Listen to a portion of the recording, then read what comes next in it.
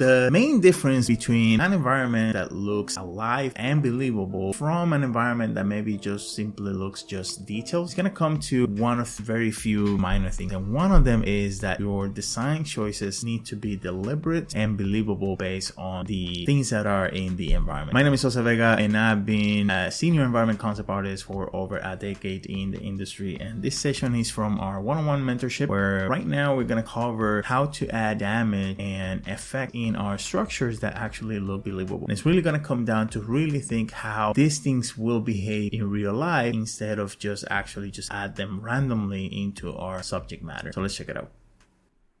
This one. Right, so like here, for example, like when you do this, like think about the intentionality of it, right? So you're putting a little bit of grime almost everywhere, right? But think about like, why would this be like this, right? Like, why would that grime be that way, you know? And so maybe you're thinking about, you know, maybe there's more grime coming from the bottom, right? Or maybe like, you know, when it rains, water pours down in some of these areas, right? So you will have like streaks of water building up in places, right? So I want you to really think about why you're putting that and like the environmental cost of it as you're doing this as much as possible. And that way, you know, they're going to look a lot more intentional about it. And some of these you can get away like these over here, like, you know, it's fine, right? But the more intentional you are, that's a good practice to have. The more intentional you are, the better and the more believable it's gonna look. So I should find a lot of reference then. Say what? I should find a lot of reference, like, Yeah, I don't know, like the water droplets and yeah, okay. everything like that. And again, it's gonna be different, right? Because of the different conditions, right? Mm-hmm. And these are kind of hard to kind of dissect because of, you know, there's some maintaining. But even this, like, you see how thick this looks, right? Yeah. Like this is a great reference for you to reference that growth. And you can see, like, this is exactly what I mean, right? So you can see in some areas the actual branch of it, you know? The branch, yeah. And you can use that to like play with the shape of it and the direction of it and all that. And you can see like smaller streaks in some areas where, you know, that's sort of like the direction that it's growing, right? And so you can use all that to your own advantage in terms of like the designing of the shape and all that. Okay. But look at this, like this. I don't know what the practical effect of this is, but something happens, and I don't know if these are actual chimneys, but maybe because if these were, I'm thinking, you can see there's a discoloration of the tiles closer to the chimneys here. Maybe it's because of the things that come out of the chimney, right? They're discoloring the roof in these areas that are closer to it, you know, in comparison to here. So all those things are really good to be on the lookout for, to portray on yours. And how do you usually go about damaged stuff? Damage? Yeah, because like I need to damage the bridge. It needs to be. Needs to look like that it's broken apart, and I have all the ruins and stone and stuff. Like, do you sculpt like a few pieces and then just reuse it, or? Yeah, so depends on what I need, right, and what I have, right. So if I'm not gonna destroy, or I'm gonna have a lot of destruction on a place, right, I'll probably do like, if I have a column design, right, you know, whatever the design is, I'll have maybe 3 options, right? One complete, one sort of like halfway, broken up. And I always want to make sure that there is that rubble that belongs to the empty space around it, right? That it's related to that. And then I have like one that is like almost gone, right? And a lot of this stuff you can reuse, and I'll have more rubble here, of course, because this is going to be more messed up. And I'll also have a few variations of different types of rubble. So different, and this is more like a top view of that, where I can put them in places and move them around. Of course, you're going to have different types of textures, right? So you have your regular rock, your broken rock. So maybe what's underneath it, maybe some sort of like soil or sand or whatever's underneath it that I'm going to be using. And so the idea, to be honest, is there's not one thing that you're going to have. It's just going to have so many different elements that you're going to use for layering that is going to give the effect of destruction into this place, right? It's not just this one thing that you're going to add to it, right? It's just that combination and layering of a lot. And so, so in this case here, for example, if this sort of column entrance is going to be destroyed, I'm going to have a lot of rubble around here, right? On this one in comparison to this one, which is more intact, you know? And so that's one element. Maybe something happened here, so I'll have more cracks, more destruction, more materials here because something happened in this area that, you know, messed up this particular, you know, section of the bridge, you know. Same thing here. So if this bridge sort of got broken, then I'm going to have a lot of like pieces like this underneath it, right?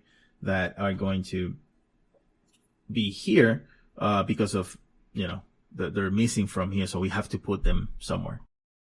So most of these houses, right? So these houses here, these houses, this one's here and here are, if you see them, they are built this way, just because of the aesthetic of it, right? And the culture of it. It wasn't because, even though it has a very similar shape to a ship, it wasn't because they actually took a ship, like an actual boat, and they flipped it and then they built the house, right? It does have the similar, very, very same shape, but the elements on it, it doesn't scream like it was this roof part. It wasn't like an actual ship.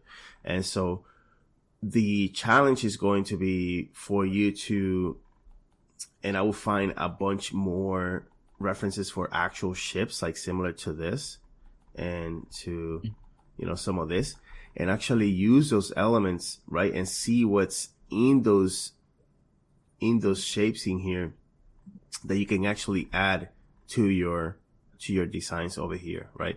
And so all the crevices for the weapons and, you know, the attachments for the ropes are going to be tangling upside down because the ship is upside down, right? So you're going to have all those things just sort of like tangling, you know, the shape of how the wood is set up and all that. All those things need to be portrayed on your design here, because if you don't do that, then it's going to look like this, where it's just like a standard, you know, type of house like this one, right? And so bringing that idea of the boat actually being used as the house, you're going to have to bring all those elements into your design so it reads that way. And so another thing is how, let's say, for example, that, let me see if I can sketch it out here real quick. If we take, let's say, this boat here.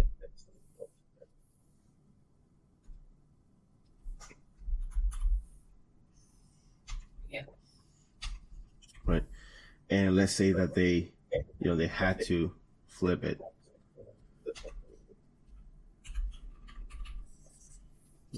And let's just cut it out very quickly here.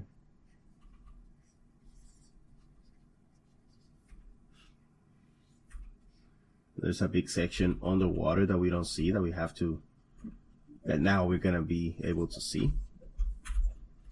And so, right, and so if you have a boat that has this shape here, you know, how are they actually going to build a house around it or underneath it, right? So maybe they lift, and this is for you to explore just different methods, right? But maybe they have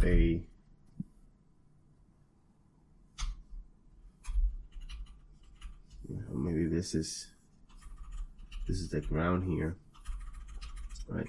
And now they're adding another section here for sort of roof, right? And they only sort of like tilt it in a way that it's only the front part that is you know, built. Okay.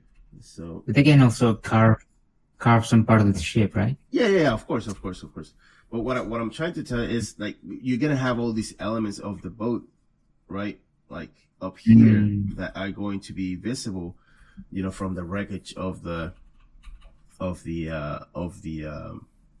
you know, of the actual boat, right? And so, you know, maybe the thing here, right? And so, I want you to think of it more this way, functionally, so we can actually sell the idea that when people look at it, they say, "Oh yeah, this is a house," but the way they look at it even deeply or more like into detail, they're like, "Oh, this is actually like a boat, like in reverse, or, you know, two put together, or in an angle, or something like that." Should I worry about how it would work, like how the pillars connect, or how the mechanism connects? I mean, in a way, yes, because I mean, you have to make some sense out of it. Like, you can't just put a wood and just like a little pole and then that's it. That's gonna hold it. Like, it's just not gonna look believable. No, you don't have to create this, you know, interior architecture thing that is going to, you know, take you forever to figure out. But it just needs to look believable in a sense.